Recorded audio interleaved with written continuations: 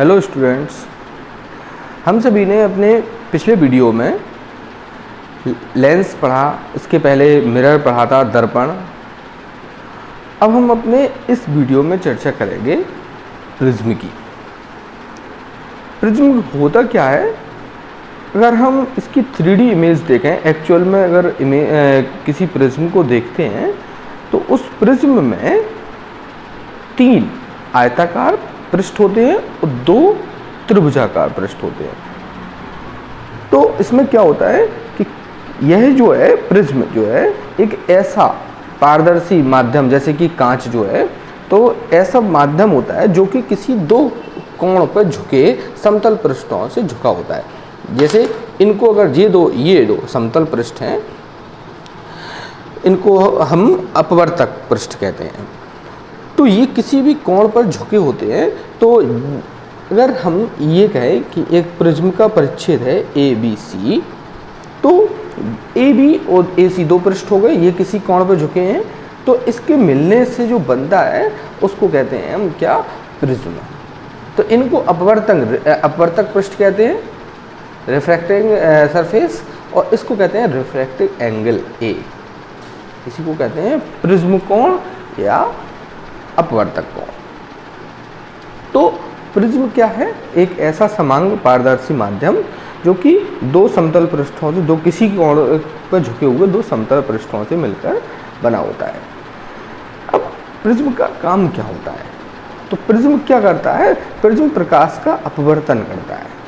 तो हम ये मान के चलते हैं कि ये ABC एक प्रिज्म का मुख्य परिच्छेद है और इसमें AB और AC 2 अपवर्तक पृष्ठ हैं, A इसका प्रिज्म कोण है, इसी को अपवर्तक कोण कहते हैं। तो इसमें जैसे हम इन 2 पृष्ठों को लेके चल रहे, ये इसके लिए अवलंब है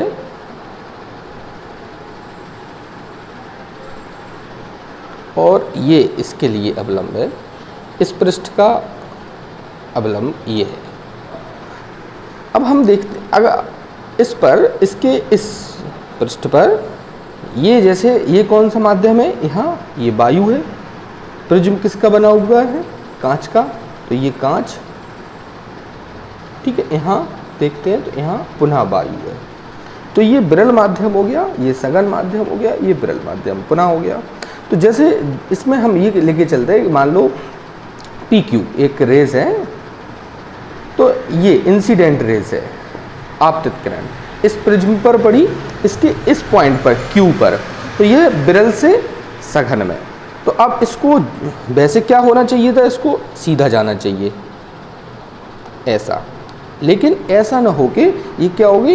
ये अवलंब से, ये जैसे ये है अवलंब, तो अवलंब की ओर झुकेगी। तो ये अवलंब है, इसकी तरफ झुक के ये इस डायरेक्शन में निकल गई। अब इस पॉइंट पे आके, मान लो ये पॉइंट R है, इस पॉइंट पे अब ये सघन से फिर विरल में जाएगी इस पॉइंट पर, तो अब ये अवलंब से दूर हटेगी।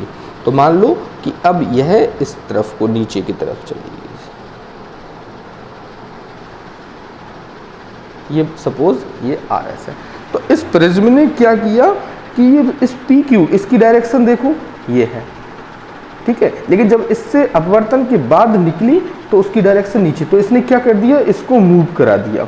यानी इसको कहते हैं, इस घटना को कहते हैं हम अपवर्तन, यानी प्रिज्म से अपवर्तन। तो प्रिज्म ने क्या किया कि प्रकाश की किरण को अपवर्तित कर दिया। यदि इस किरण को हम पीछे की तरफ मिलाएं तो ये मान लो इस पॉइंट पे मिलती हुई दिखाई देती है O। यहाँ पर इन दोनों के बीच में जो कोण बनता है, इसको कहते हैं हम विचलन कोण, डेल्टा। और जब ये न्यूनतम होता है यानी अल्पतम होता है, तो उस समय इस विचलन कोण को कहते हैं अल्पतम विचलन कोण। तो ये इसको कहते हैं एंगल ऑफ डिवाइजन। तो ये है प्रिज्म, और इस प्रिज्म के द्वारा प्रकाश का अपवर्तन।